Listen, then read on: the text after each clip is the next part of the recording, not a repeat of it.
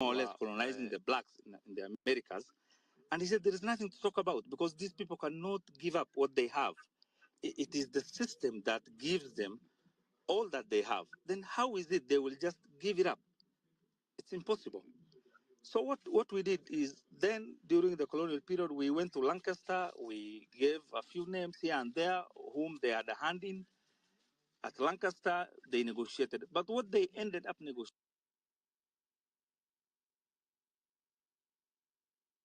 the colonial power is so one by one you go through. They say no, this one we can't have. If you insist on this, then there is no independence, and we know the outcome of that. The outcome of that then was that the whites were changed with blacks who were occupiers because the system went on. The new black leadership went on with the looting. Now they were in competition with the white man to get, if it is land, if it is wealth, they grab it here. By the time the Mau Mau came back, hoping to find the land that was taken away from them, there was nothing because it is the chief and the new guys in town who took it all. I have friends here in Kiambu who tell me that they know the time when their grandfathers were alive. They say, you know, that place was my grandfather's farm and his household. But we can't access it because now the new guys took it over. Of course, it is a father generation who are currently occupying. So bring it forward to during Moi, during Kibaki, Uhuru, and of course the current president. So the thing is, we cannot isolate or be selective. We have to approach this because this is an opportunity in this country that has never presented itself. I think the closest we came to this was during the agitation by back in the day of Professor Kivuza Kibwana and other activists, Orengo and the likes then. But we only came close to it. We never achieved it. For us to achieve this, then it means we must change our mindset. Because the major issue that we have with in our country and within ourselves is our mindsets. We have all believed that the solution is not with us. The solution has to be copied from somewhere else. That is why you see everyone speaking will always give you the example in the US, in the UK, in the where, in the here, because we believe the white man has the solution. Then why did we need to uproot the white man from here if we don't have the solutions? It's a mindset problem. If you look at the younger generation currently agitating and doing this, and we all generally, before I say that, generally in this country also, the people who agitate are the ones who do not have an opportunity at the table. Over the years, it has been like that. All elections, whether someone won by merit or they rigged themselves in, the other side will always agitate because they are not at the table. The minute an opportunity or a window is offered for them to sit at the table, then it's all okay.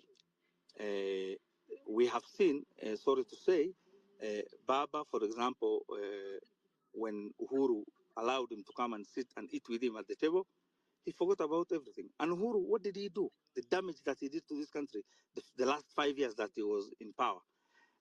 Ruto, who was, of course, part of the previous regime, only that he was pushed aside for the last term under Uhuru, when he came in, whether legitimately or he was rigged in, again, the agitation of the other side. But the minute they are allowed to sit at the table, all is good. So the question then we need to ask ourselves is, as a country, what exactly is the problem? The problem can't be the personalities because the personalities can, many have left the political scene, but nothing has really changed. The game is the same. It means there is a problem with society. It means this form of democracy that we have copied from elsewhere cannot really bring out any real change. It can only bring out eloquent speakers who will promise heaven, deliver nothing. In 5 years' time, they'll find another narrative that they will rally us around They find us an enemy, whether it is the ethnic card, whether it is the class card, whatever it is, and then immediately they come in, they have to continue with what they have inherited. Where does that place us? That places us, are we culpable? Are we part of the gears that allow this to happen? Or are we bystanders? Are we victims, or as we purport to be? In my opinion, I don't think we are bystanders. I don't think we are victims. I think we are part of the problem. So then, if we accept that, if we, accept that we are part of the problem, then what do we do? That is the major question. We could have quick fixes by removing this politician and that politician in the short term. But if the game is the same, because it is a systemic game, then will it really matter? Because we have seen many good people who have been given an opportunity, they have come into the political scene, and you can't recognize them a short while later. And in my opinion, it is the system. Unless we fix our form of democracy, unless we come together honestly and say there is a problem with the white man's form of democracy. Because when you study the so-called the US and all these countries, they are as corrupt as this country. It's just that they have so much, and they have better cover up, and the system is deeper than ours. Really, nothing can come to, because it is a system that is older than most of us, 400, 500, 600 years. The British is many, maybe 1,000 years. So then, what is the way forward? That is the question we need to ask ourselves. Is the way forward? Do we then pressure the government in terms of we have outcomes that we must get in the short term? Then we enumerate them. Then we say we are pushing this agenda as a country. Then we put a bit of pressure. They and hopefully, like this current guy has done, at least he has he's able to listen here and there, and he's really conceding ground. Then do we go on like that, or do we bring it down altogether? And this is dangerous, because we must also look at countries around us who brought down regimes because they felt they're bad. 40 years later, they're in the wilderness. And I'm sure the wilderness is far much worse than the current form. So then, I think, in my opinion, what we need to do is we need to organize properly. We need to allow professionals to guide this, and we need people to, if given opportunity to guide this, push or pressure on government, they make a public commitment that they will not benefit out of this at personal level. That commitment is made. The commitment can go in as far as even saying they will also not, because they'll become popular in this country, they will not even contest for positions in the next election. Because in this country, again, it is very easy to win elections by just pushing a narrative, and you trend here and there. The rest is now you pay influencers. All of a sudden, you are this angel. You lose your mind.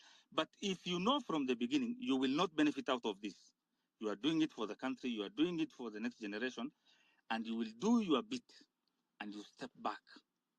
I think such kind of a leadership can take us to some extent forward.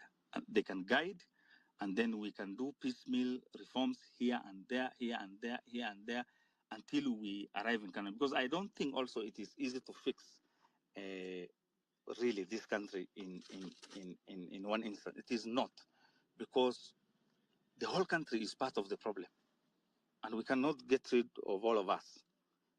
So it means then we first have to accept, like they say, when you go to a psychiatrist, the first step is for you to accept that there is a problem. If you're an alcoholic, then step by step you take it forward like that.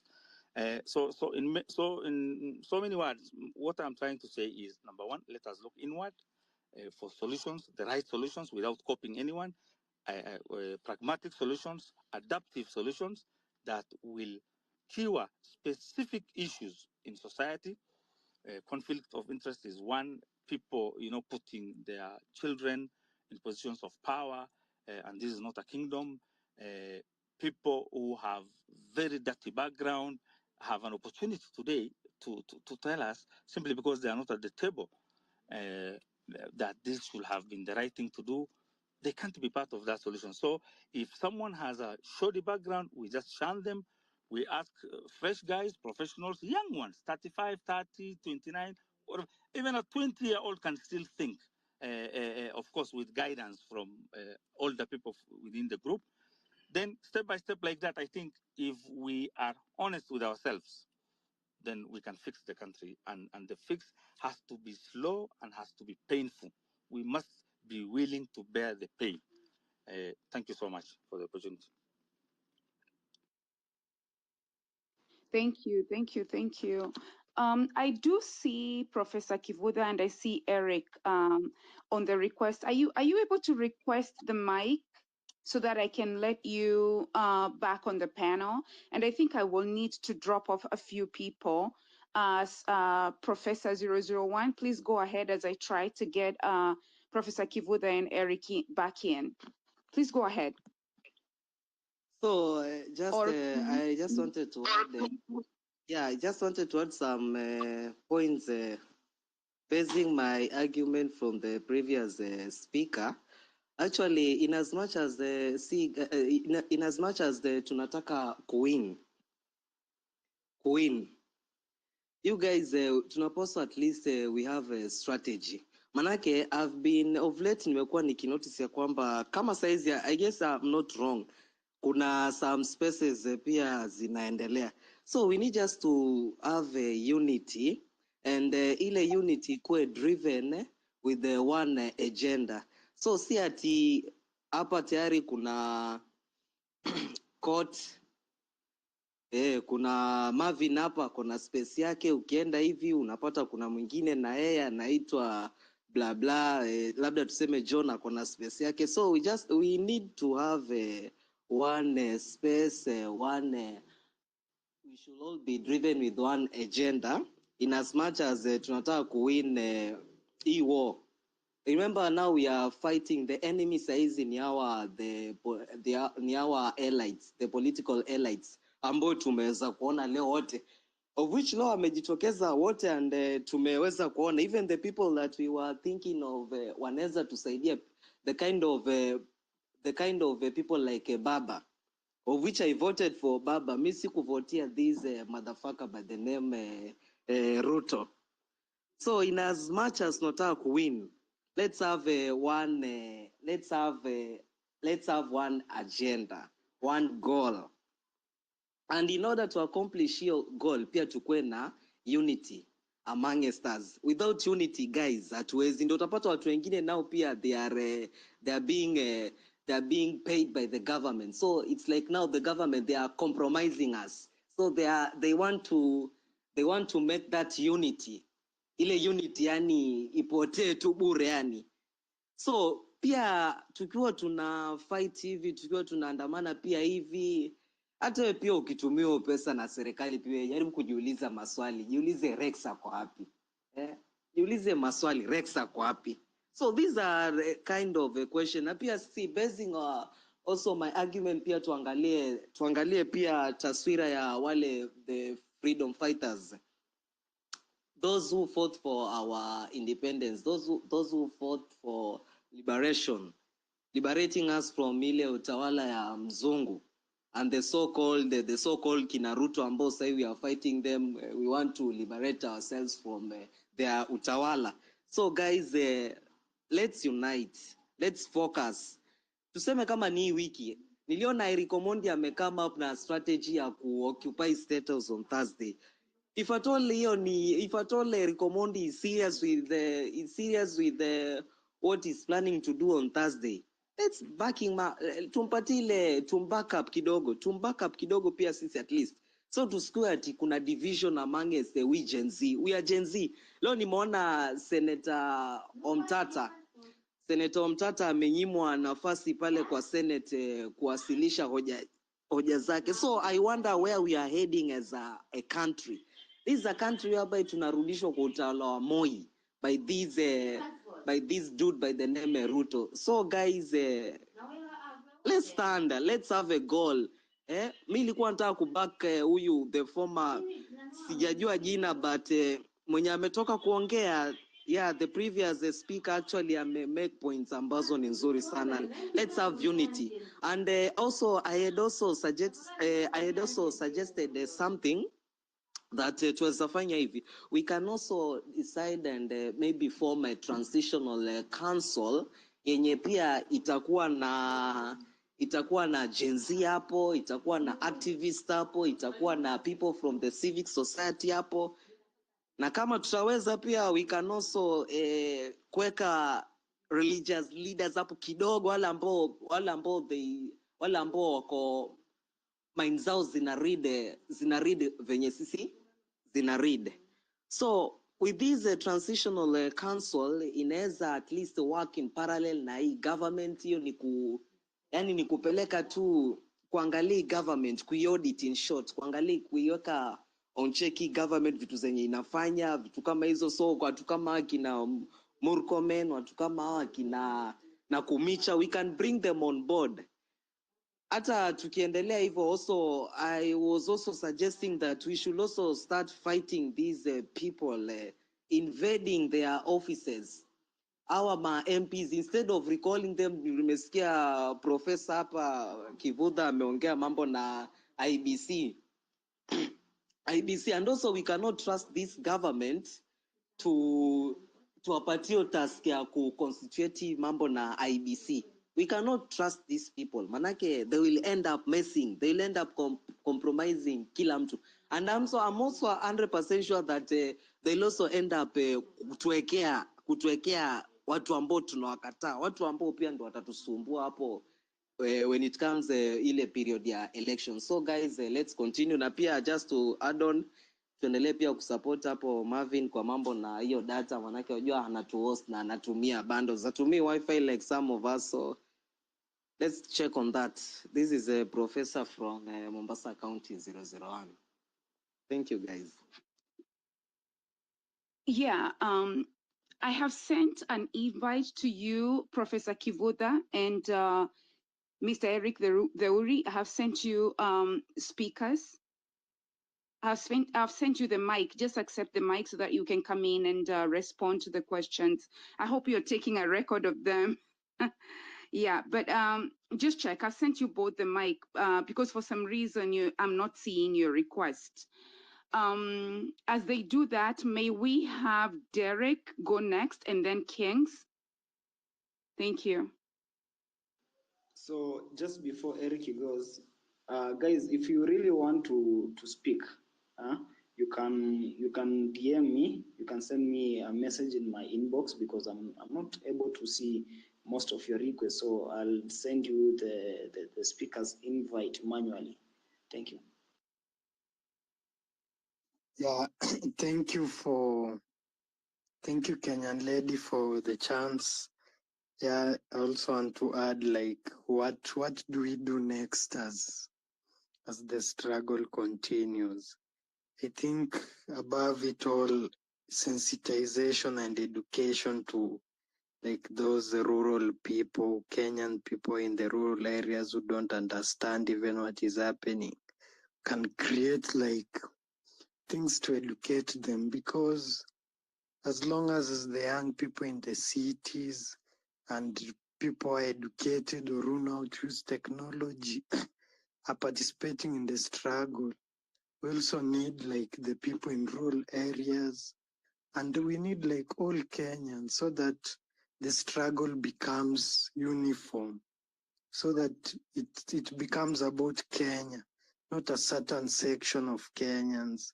You know, most unlearned or uneducated Kenyans always blame the educated ones, like they're the one who are taking us to the ditch. And partly it is sad and true. but mostly it's because of the conflict of interest that many people have. So if we as the educated, as people now choose technology, can do some sensitization, show those people that are uneducated or those that are illiterate, we show them that we are together, that this struggle, either they understand or not, they are a part of it. And we are coming to this space so that we can make Kenya better, not just for us, but also for all of them. I think even William Ruto can be convinced by us that we want to make Kenya better even for him and his family. But if you look around, the question that is really being posed is a political question. That's why you see even His Excellency is a little bit timid, a little bit taking steps back and being humble and even listening to us. It's because we are raising a kind of a political question that how will Kenya be governed? Who should govern Kenya? Under which circumstances and under which provisions should Kenya be ruled? You know, we are pushing a political, I think that is becoming slowly political. But yet, at the same time, you see a lot of Gen Z and even millennials don't understand the political space. And even if you look at politics in its nature, it's not something that is definite or something that is known exactly, like all the way from Plato to Karl Marx.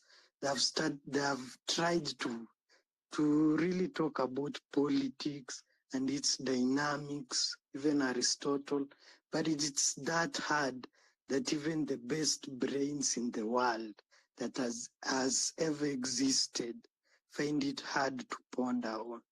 So as we think about what next, we should not forget that the political part, although we are asking for development and change and liberation, but Kenya will not end. We'll still need a president. We'll still need a political system that will always be there and has always been there whenever human beings come together or whenever human beings are trying to be governed. Yeah, my other point is as we try to make Kenya better, let us not also, as Gen Z, create enemies. You know, let not it look like some people are our enemies. Yet we are changing this country to become good for everyone. How can someone, a Kenyan or someone in Kenya, feel like this movement is our enemy? You see, the people have been killed, the people have been in prison, the people have been put behind bars. There are so many that we find it weird that some people in the political and also the technocrats in government feel like this movement is our enemy. Even some people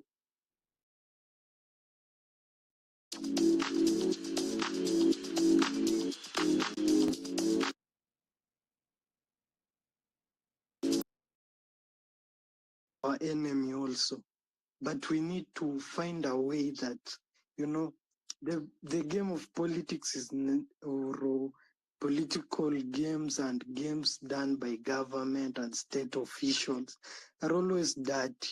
So if we can make ourselves get a way that is clean, that doesn't put anyone against us, or even if it puts the majority of Kenyans on our side, it will be safe for us.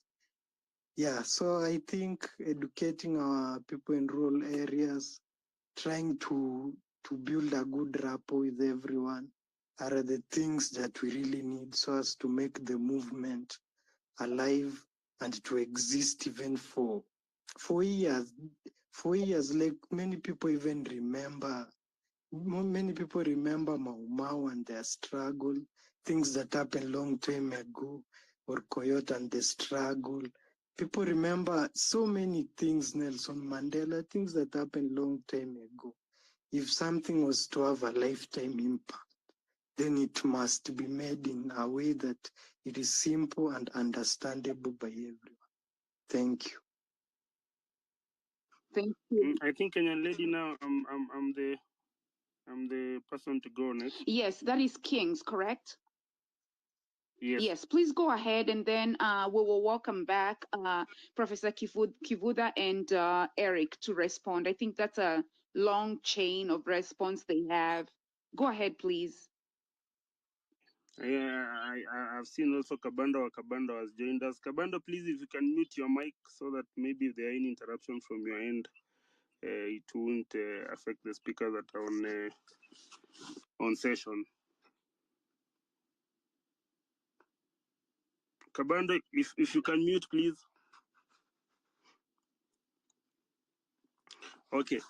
Now, mine will just be first of all to thank you, KOT, for this space, Kenyan Lady for being the co-host, and then Kivuda Kibwana for pumping in knowledge to us in terms of constitutionalism and understanding things from the legal perspective, and also Eric Theory. Thank you for your time and being committal to this space. Responding to most of to the speakers that have come before me, I think the discourse at hand goes way before even the current political class that we are trying to fight with. One of it being that if you go back in history and then you go back to the church, remember the Catholic Church has been one of the key cornerstones, and they have also played a very big role in terms of development of politics. And way before, when the Catholic Church was starting at the Catholic in the Vatican in Italy, there is a way the church was fundraising, raising funds. And this goes back to what they used to call, the Catholic Church at that time used to raise money through something that is called, they used to collect indulgences. So indulgences were a form of, like, the church had put a tax into people committing crimes. So for example, if you go and steal from someone, then the church will be able to, like, put crimes in terms of their grievance or the magnitude, and then you'll pay a certain tax to the church. And then that led on to people now saying that even if I commit a crime, and then on this day of the week, if I go to the church and pay according to the crime that I've committed, then my sins are sanctified. Then I can go back and continue doing what I do. So this has gone all the way from that time. Politics became part of the church. And then now these two are intertwined. And you saw the other day, after the maandamano of, I think, a week before this one, the president, the people he called to State House, he never called people who are really afflicted by the current discourse in the country. He called the clergies, because society has found it as a manner of if you want to inflict injury to the people, then once you do that, you involve the church. And remember also, this current regime came into power around 80-99% through pretense that they are these sanctified kind of people who are, like, fear the word of God so much, and then they'll come and undo whatever had been done by that time by the person they used to call that is it Mogoroki, and then there's a name they used to call Raila, that this person does not believe in Christianity. So basically, our problems as a society have been are chronic in terms of, first of all, you cannot complain because naturally you are told that now leaders are chosen by God, but really God does not choose for you leaders. You choose your leaders, you yourselves. We chose Ruto. The people of Kenya chose Ruto. God never chose Ruto for you. But it is true also that leaders are a reflection of the people, because people are so corrupt in this country. People are so much. We are kind of this society whereby it's like it's a wheeler dealer kind of economy, whereby because I know this person, then when this person gets into power, then I can be able to get this. I can be allocated this section of in this sector. Let's say in energy, I can be able to get these tenders. When it comes to maybe construction or infrastructure, I can be able to get this much because I also know this person, and because I also know this person is corrupt. Then I know if it is someone that if I give them something, then I'll be able to amass so much wealth through the system that we the people have elected. So let's now as a people start demystifying the notion that goes around that our leaders are elected by God. No, God gave you the ability to elect someone. Even Satan is not involved in this process. We the people, if our leader is so bad, then it speaks to us, the electorals. It is a vindication of who we are as a people. So Ruto represents 50% of the Kenyan country. So whoever he is us. So as we are fighting this and going forward, marching on for this, is it fifth or fourth liberation of this country, we should also come with clean hands. That is why I've been advocating for the way this thing is organic, let it continue being organic. The other day on the Spaces on Sunday, Okia spoke about our problem as a country is not about who is leading us. We can even put tunaweza weka kondoo. We can put anything to be our president, as long as us the people accept to follow the law, to abide by the law, to abide by our constitution. Once we do that, then it doesn't matter who becomes a president. It won't even affect your day-to-day operations because the systems are working, the laws are working, people are following. If it is the right channels of procurement, you will know as long as I've organized my house as an entity, if I apply for this tender and these are the criterias and they are also not incriminative, they are fair to everyone, then I can be able to win that tender. I do not need to know anyone. The same way Kenyan has been done, and people are so like pulling back on it. They were negative about it not working, but I think that is one of the parastatals in Kenya whereby if they float a tender, you go to the system, put your prices, you get it, you don't get it. Life goes on.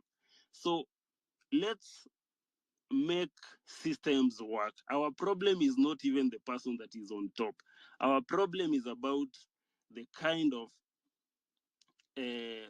of culture that us as a people have adopted to an extent that you will always feel comfortable when a person of your ilk is the one who is in charge of government at that time.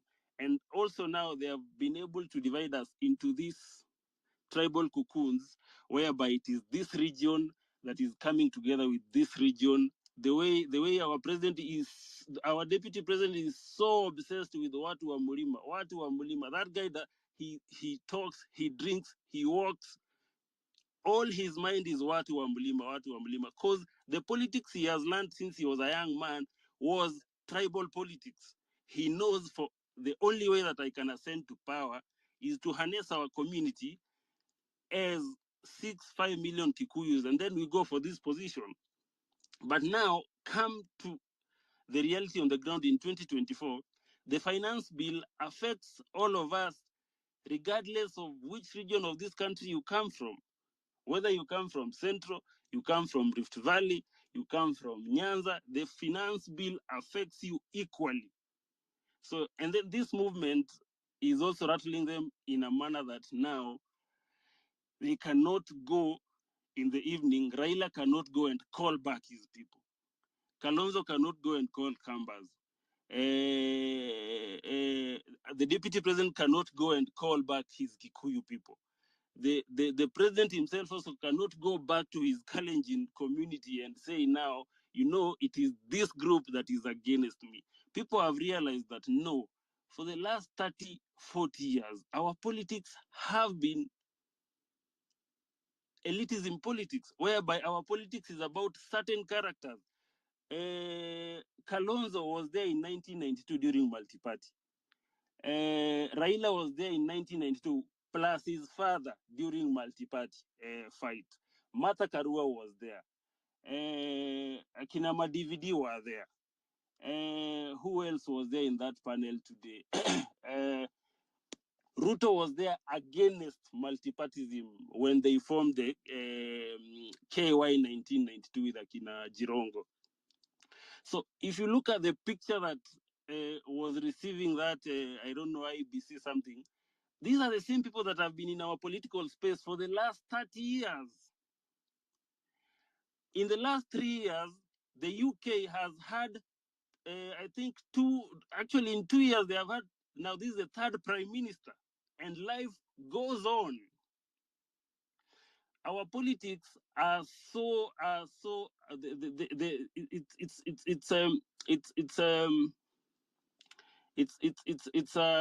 which word should I use?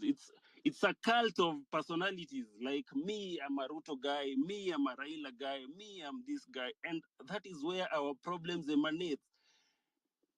The highest position in the country should be so useless that anyone can occupy it without you knowing, and your life goes on. It cannot be that after every 5 Kenya, by the way, you work only for 4 years. As business people, you plan your business or how you're gonna make your money between the first year, or actually the first year when the president comes in, they are in this charlatan of who is taking this, who is getting this, who is getting this, who is getting to cabinet, who is my person. So the whole of the first year when the government gets into power is wasted in them deciding who will get a piece of the cake. So you will work only for 3 years. The last year of whoever is in power, now they are talking about election. So for every cycle of 5 years, you only have 3 years of working. The other 2 are wasted in politics. And we've been acclimatized now into that has become our cycle. And that is why we keep on saying there are no jobs, there are no this. Because this country does not give you space even to work. It doesn't even give you space to breathe and plan your things. You cannot plan your business. You cannot even sit down with investors and tell them that I'm thinking that whatever we are planning to do will go beyond this regime. Everyone will be like, Apana. You want to If sum this it up? person comes, Kings, you want to sum it up? sorry? Yeah, I'm almost. I'm about to land. Okay, and then So followed by Derek, and then now we can welcome Professor. Thank you. I'm sorry. no problem. So my point is, as we are having this discourse, we should ask ourselves first, at the end of the day, who are we as a person?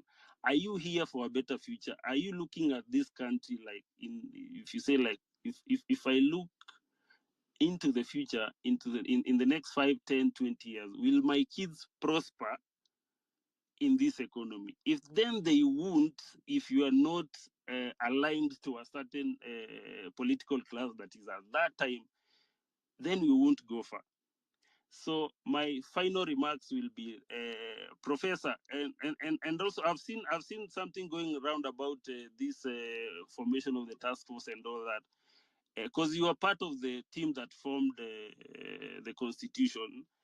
Why is it that IEBC is so much inclined to president in this? The president has to decide who is coming into the panel. He also has to pick this list.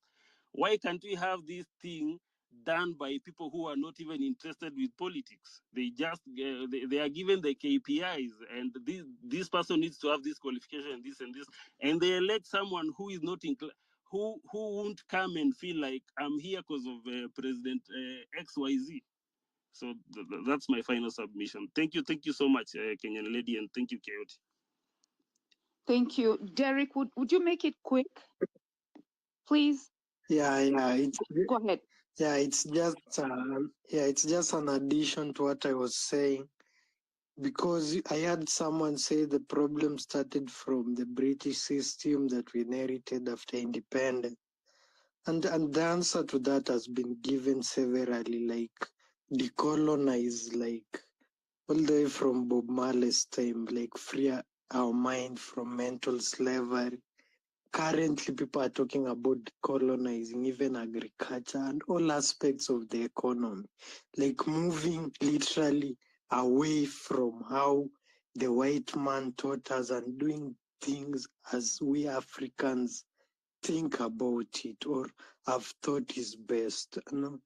Even some people argue like some kind of leaders who are dictators around the world have better economies than democratic leaders. Maybe we as Kenyans should also think who is the best person that should lead us, which is the best system. And as young people and innovative as Kenyans we are, we can come up with systems that can work even better, because these are the things that I think even the president is asking. How do you want us to do it? Which system have you thought about it to do it? And as we think about it, I think we should really think from our African point of view, so that we don't depend on the system of the colonizer. There was a book written recently by some author. The book was titled "The Revolution Will Not Be Financed." Even recently, when the Gen Z were demonstrating in the streets, the question of financing came up. Who is the one giving them money? Because if they knew if it's really coming from their hearts, they will win the revolution. And that is why partly we have won the revolution and we are still continuing. It must come from our heart. It must come from our system. It must come from our thoughts. Something that will make Kenya better must look like that. Thank you. Thank you very, very much. Miriam, would you please go ahead? Thank you for the mic. Thank you, guys. So I'll be quick as well. I want to say a few things. So I have been attending these spaces for quite faithfully since all this began. And considering I'm not into politics, this has been a first for me. And every time I've gotten a chance to speak, I have been agitating for action so that we don't keep regurgitating things and doing nothing. And I'm pleasantly, I'm happy that we have been receiving a lot of action-oriented talks, and I want to thank my seniors for that. But now today, the reason I was inspired to speak was listening to Professor Kivuda and my senior Eric. I started feeling how I used to feel when I was in GHC class in primary school or in Bensihanya's class. And why I say this, and I might sound like the devil's advocate, but hear me out. We might be like 1,500 of us, but maybe I would be speaking for maybe 500, or maybe just for myself when I say that how I used to feel those days was change was never gonna come, because it looked like it was so far-fetched. There was so much to do. There was so many hurdles to cross. And that's the same feeling I had today. And I'm like, I hope no one else is feeling as I'm feeling, like defeatist or defeated, like, oh my God, there's so much to read. There's so much to understand, to taifika. So I guess what I'm saying is I hope what I would prefer, the solution that I'm offering is for the experts, the lawyers, the Kina Prof, Kina Eric, to do their thing so that the rest of us can continue just agitating and do what we do best, which is retweet and tweet for the Gen Zs to TikTok and dance and keep pushing for the agenda. Because I hope we don't get drawn into all that work that needs to go into these things that experts can do, like guys who can go to courts, let them go to courts, and then now we will follow and rally behind them and continue agitating. For the people who can go to Mandamano, let's also do that. Division of labor and specialization, for lack of a better word, because I would really hate for all these lessons that we are learning to also put out the fire. And I'm maybe speaking for just myself, but I hope I speak for one other person. So division of labor and specialization. The second thing I wanted to say was about mainstream media.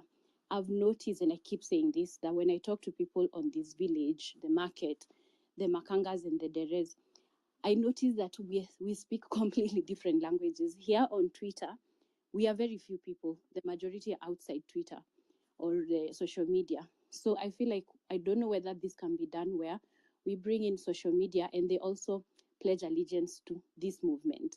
Because every time I've been speaking to these people, it's like the message that's being passed on by mainstream media can easily be misconstrued.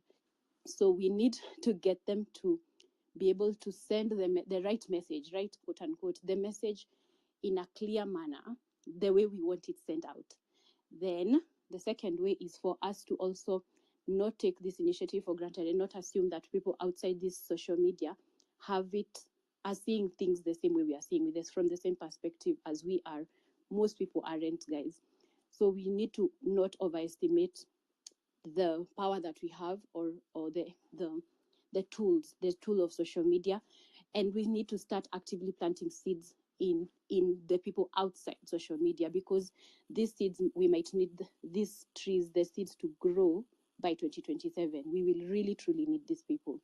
And finally, so that's civic education. Yeah, everyone needs to take part. And then the mainstream media, if there's a way we can merge the two so that we speak a common language. It's a very thin line. It's a very thin line when I talk to someone and they're like, oh, but si mlipewa alitikia kusign finance bill, mnataka nini tena? And that is a wave that spreads across like a group of people outside social media. So there's actually work to be done. Thank you. That's all I wanted to say. Thank you. Please allow me to hand the mic to Professor Kivutha Kibwana, Mr. Deuri, and I think Kabando is here. Please go ahead and give us your wisdom.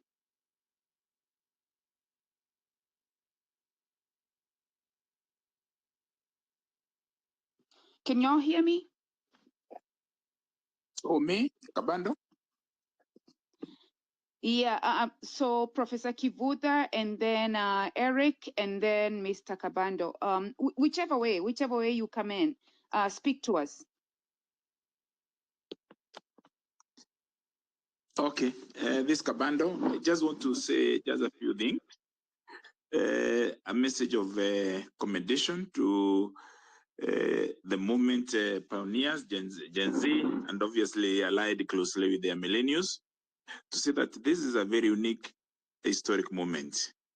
The issues that have been raised by this movement are very bold.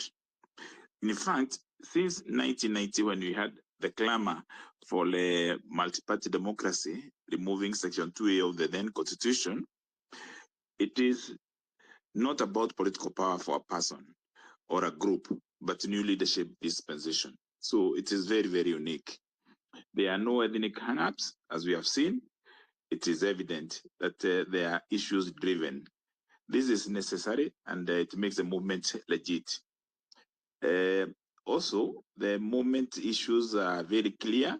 They are very well communicated. They are not sourced from a certain political corner with prejudice or with ownership and excluding others.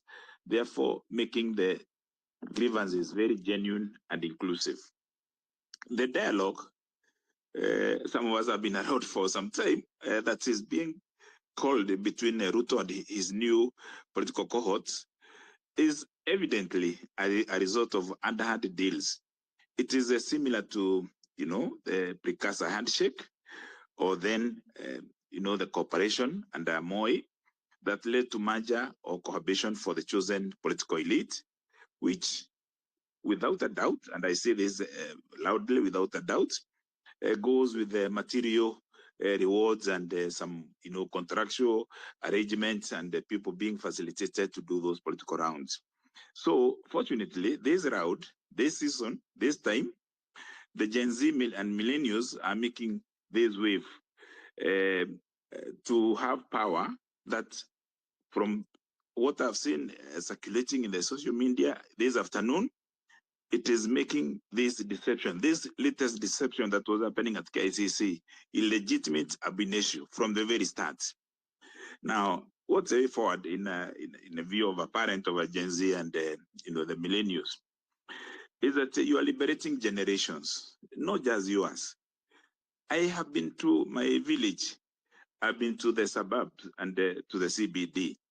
I'm yet to meet a single person, and this I can say and I can even swear, that I have not met a single person who has condemned this movement. Even individuals who otherwise are very cozy and very, attached to the status quo, people who transfer or who transit their allegiance and loyalties from one camp to the other, depending on who is calling shots and who is driving the levers of political power that offers material benefits. I have not met one single person. And we had a discussion on Saturday and again yesterday evening with some peers, some friends. And we are saying for the first time, nobody is condemning, nobody is angry. And we are saying, can you go forward? Therefore, we are saying the movement owners, the tribeless, the fearless, the faithless, Gen Zs and your allies, the millennials, remain steadfast. You are gallant. You have our unequivocal blessings. We truly, honestly are so buoyed, very inspired, and very proud of you. No selfish, covert dialogue seems to have a chance now. I can say that you are the Malcolm X of your time, the Steve Bikos, the Dedan Kimathis, the Meteklili, and others who have, Akina Sankaras, who pioneered their time at your age. Step forward, and we are also ready to step forward to continue blessing you on your gallant, patriotic journey to bring a new dispensation. Kindly don't drop your guard. Stick on demands for drastic radical reforms, including, for instance, full implementation of the Crow report that was documented under the guidance of John Gedongo, 200304, that made him being ostracized by the regime then. And also the Dongo report that shows the grabbing of Kenya by individuals and by institutions, publishing of the debt register, and dissolution of Ruto's government. You are winning. Everything that Ruto has said or done in the last few days is because of what you have done. Despite the violence, despite the kidnappings, the abductions, the maiming, the deaths, you are winning. No retreat. You got our backs in all ways possible. You are inspiring all and sundry. This is your moment. Don't drop the torch. Be the torch bearers that you are already. And we say to you, kudos, God bless you. Asante sana.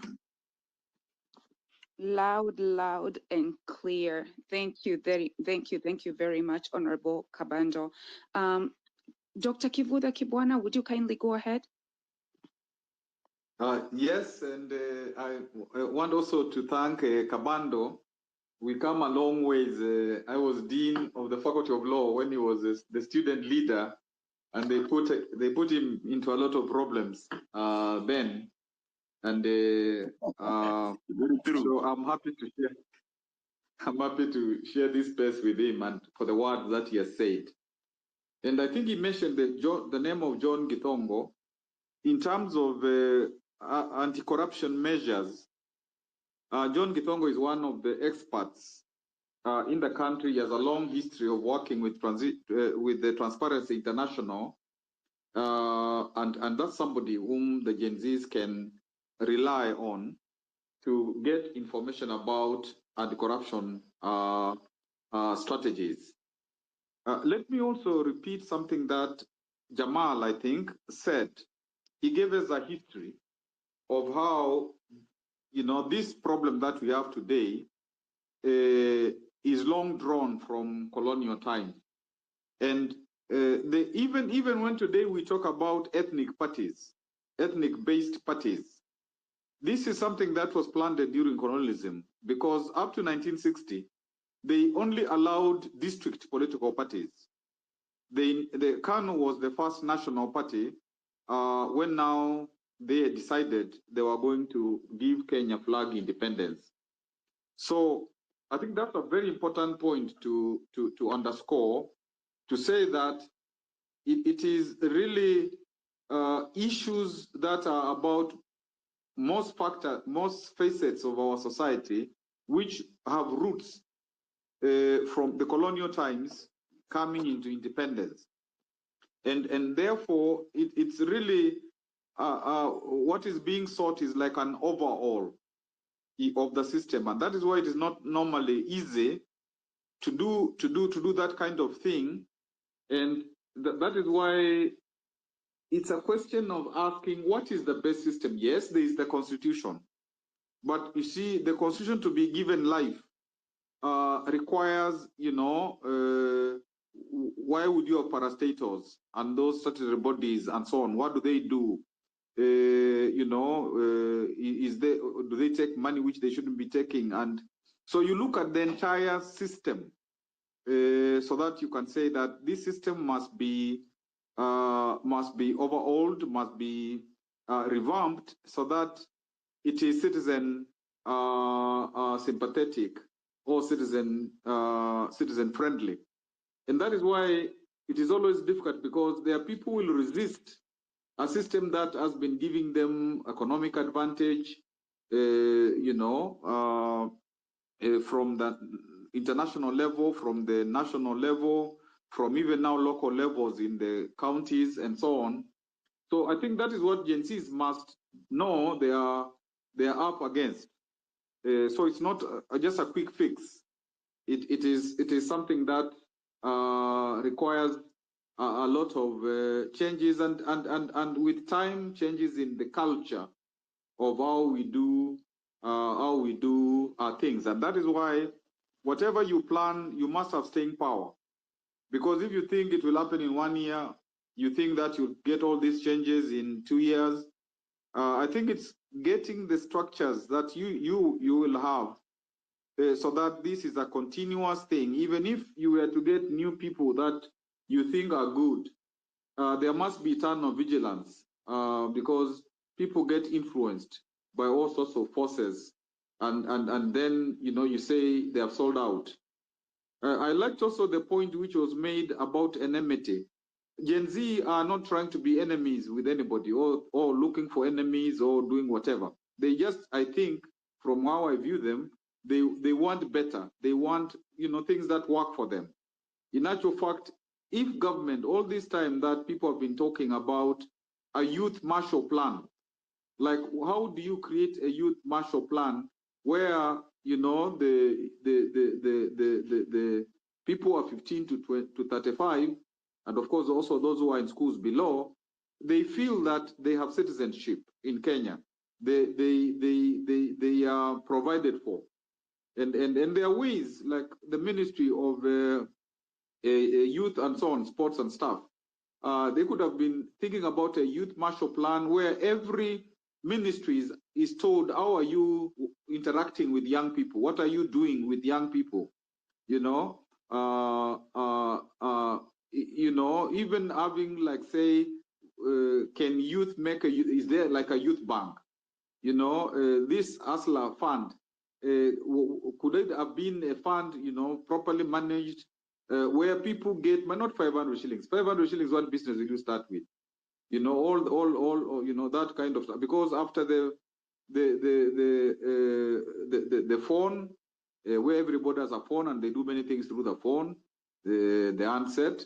Then after the border, where many youth also got involved.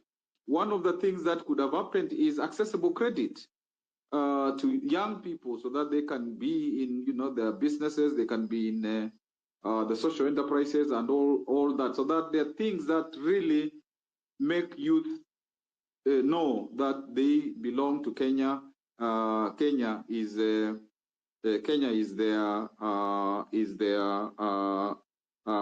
country. But one thing that really makes me, happy, somebody who taught in the university for a long time, worked with young people in civil society and so on in the county, what Gen Zs have done with the support of millennials and some volunteers, Kenya will never be the same again.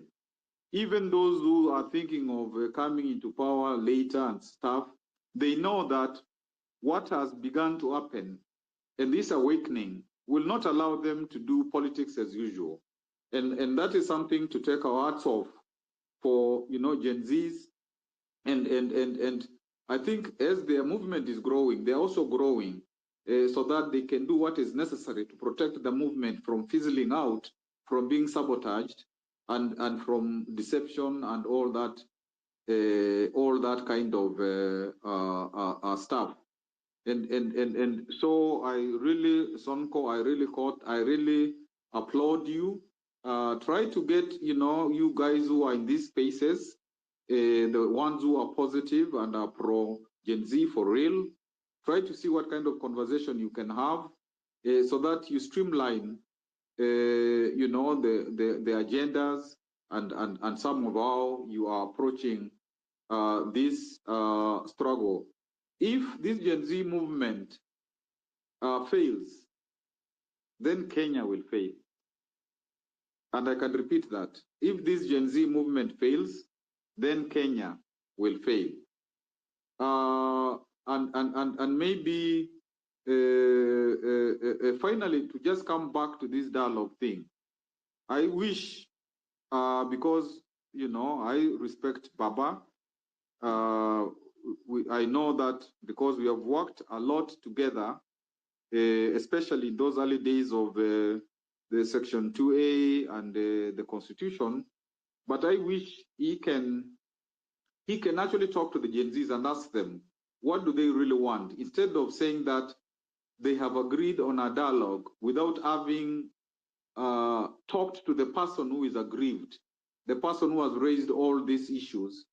I wish he can take a step back and talk to the Gen Zs so that he can understand where they are coming from, who they are, what they now want. Because there was a time he had said he's rested because they have taken over. So now it is like he wants to come back, but come back without again talking to the Gen Zs and asking them where we are, how should we go forward. And of course, I think it will be a question of respect to these young people who have taken the baton of the relay in terms of assisting to change our country. And of course, one expects and one hopes that the president will appreciate that the Gen Zs are operating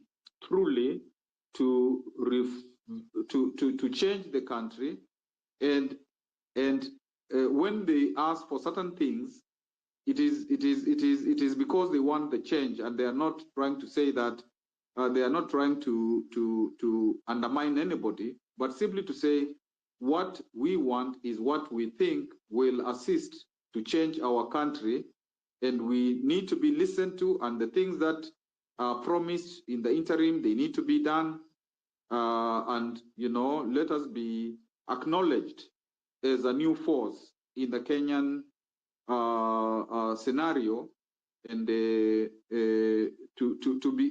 actually be, instead of going to talk to the opposition, because it's the Gen Zs who have raised these issues, I think it is important to realize that what they are saying is what is on the table, but not what the opposition will put on the table. Thank you. Thank you. Asante sana, Professor. Is Eric still here? Eric, if you could kindly make your submissions. Yeah, thank you. Yes, I still am, although I feel a little bit inadequate speaking after Professor Kibwana and Akabando. But one, I think I want to agree with them, and I echo their sentiments that what has happened in this country. I think, sorry, before Eric speaks, Kenyan lady, there's a question I had asked Professor, and it's like he never answered about this. I've shared the roadmap to full constitutional IEBC, and as you can see around in 4 or 5 clauses, the president is like he's the one who will decide who will be our chairman for IEBC and for most of the the need that will be there, the commissioners. So, Prof, please, on that issue, why was it so necessary that on the new constitution that the president had to decide so much on who will be the chairman of IEBC and also the commissioners? Because now this brings the point which we've been talking about the issue of conflict of interest. And I think that, again, with the permission of the host, this is the point that I made earlier, that under normal circumstances, even the panel itself should not have been chosen by a majority of the political class, which is 5. And if they influence the religious sector, because those are now 2 also, that's 7. So that only the Law Society and this PAC may have a different view. But the law has passed now, and I think I tried to say that what we need to do, what Gen Z needs to do, is to focus on, because it's a competitive process of even appointing this panel, to see that there is targeting to be sure that people who have a blemish, so to speak, are called out, and they cannot. So there will have to be a lot of scrutiny on that, because it might not be easy now to take the law back to Parliament. And you remember, I also said that they are given 90 days, so that's 3 months. And apart from 3 months, the Parliament can still give them more time if they haven't completed their work at the panel in terms of instituting the IEBC. The parts of the constitution, the parts of the constitution that were there, which were not kind of interfered with, because it's not, you cannot do certain things without a constitutional amendment. Even if the president is able to say that, now this is who will be the commissioner, the chair, and all that kind of stuff. The primary actually choice comes from the panel, and that is why it is very, very important, as I said earlier, to check and to see who is the panel and the people that the panel who applies, so that some people can be cancelled if they have a bad history, and then the people who are shortlisted, the Gen Zs go through each one of them and raise issues about them. So it's that vigilance, I think, that is going to help us. But anything about the constitution could not have been, anything about the constitution as is could not have been changed. Thank you, Professor. Thank you, Prof. Kenyan lady, please proceed. Eric, you got the mic. Thank you, and Prof, maybe the question so much appears to be that, and I think that goes back to the discussion that we've had, that there is a feeling that the political class, the presidency, and the politicians have departed from ideally what should be the true north, that is faithful implementation and execution of the Constitution. And so that where even power that ordinarily should then be exercised by the president or the political class, there is that feeling that perhaps if it is exercised by those people, then it will not be exercised for the national good. And I think also Kabando did allude to that in terms of the trust deficit and the feeling that, even the dialogue that is supposed to be, or rather the idea of the dialogue is actually motivated by, other underhand dealings, and that again is a concern that the Gen Zs have expressed, and I think that generally speaking, we've been having this conversation that, well, the movement has no leadership, but, it has a direction and it has a purpose and it has a focus. And ultimately, I think that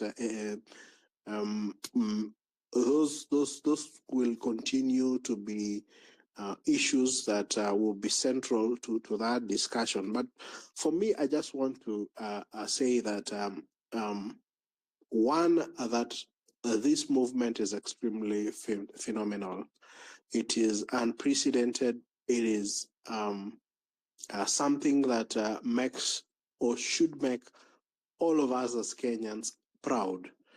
I suspect that we are making other countries across the continent extremely jealous of the kind of political agitation and the kind of freedom and the kind of actions that we have taken, and probably we are making the leadership across the African continent also extremely agitated and uncomfortable, in the sense that we are likely to export this agitation to other countries and probably shake the political establishment as it were.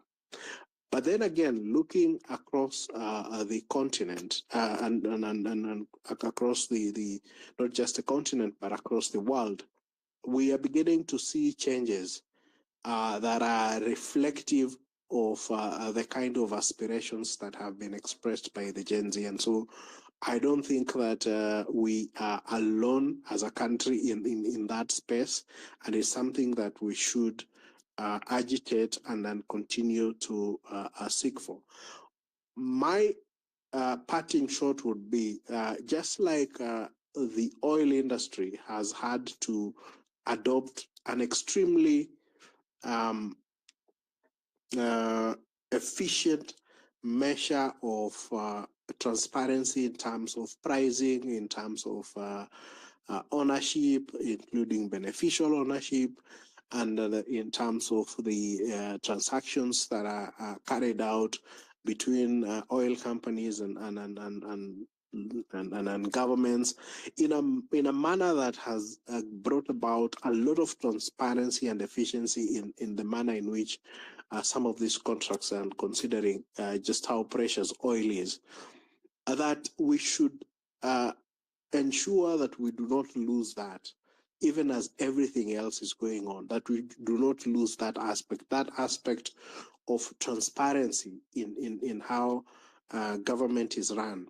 And that, in my view, in the short term, will lead to a change in our politics, an ethical change in our politics, because the kind of things, there's always talk. I mean, you listen to people and everyone believes that corruption is budgeted for, but no one has been able to pinpoint it and bring it out, and it becomes a national discourse. And so if, for example, if there is budgeted corruption and there are people who are talking about it, then it becomes something that those that engage in that activity then know that we cannot be able to do this, because if we do, it will be highlighted and people will ask questions and they will demand answers. And then we get to a point where things like resignation from public office because of public disapproval then becomes part of our political psyche.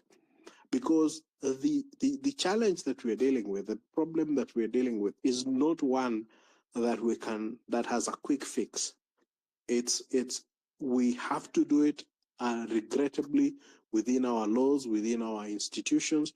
And so what we need to do, because that is what has been lacking in this country. It has not been the lack of laws, it has not been the lack of the constitution, it has not been the lack of institutions, but it's because these institutions lack a breadth of culture that propels them to act ethically. And this is what this movement is trying to achieve. And then so we have to try and see how then do we operate within our current political establishment, our current political structure, our current laws and the constitution, but in a way that will breathe new life into those institutions. Because if we breathe new life into those institutions, some of the challenges that we are facing will become challenges of the past. If we are talking about, for example, police brutality, and there is greater accountability and greater transparency in terms of how police use their power, that in effect would snowball into having a police force that is more responsive to the needs of the citizen, that is less brutal, that is more humane in terms of how it handles people, that, things like abductions and some of the things that we have seen become a thing of the past, because the only way you can change that is by bringing in a culture of transparency, bringing in a culture of accountability, and bringing in a culture where people know that they will not get away with any transgressions, that as a country we will not be accused of having a short memory. And all these things over time, if we can be able to find a mechanism to maintain that element, would work. But ultimately, we are going to have a challenge, because we can say all the things we want to say. We can talk about the ills that are there in the government. We can talk about what our culture is coming from colonialism and where we are, tribalism, and all those things. But a time comes when you have to draw a line in the sand and to say, you know what, from this moment, this is where we are. This is where we find ourselves. How do we get out of the hole that we are in? And I think the only way we can be able to do that and to do it successfully is to sustain a culture of accountability. I look at what we have been doing, much as I may have may not understand how it works. When we say, let's go and salamia so and so, let's go and salamia our MPs, let us go and do this.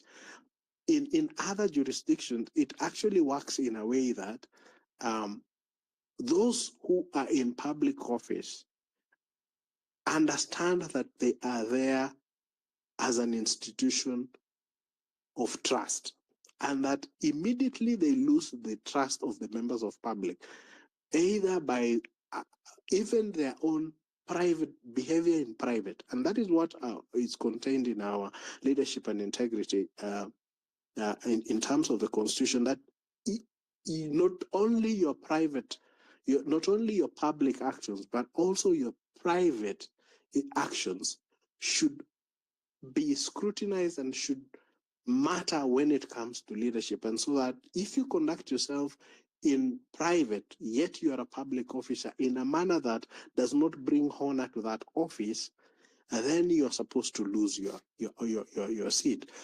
If we can maintain and find a way in terms of how we bring that to bear on our political establishment, to bear on our public office, then we would have achieved a true revolution in this country, true change in terms of how we manage. Because what we do is that we make it unfashionable for people to do the wrong things, because it has become fashionable to do the wrong things.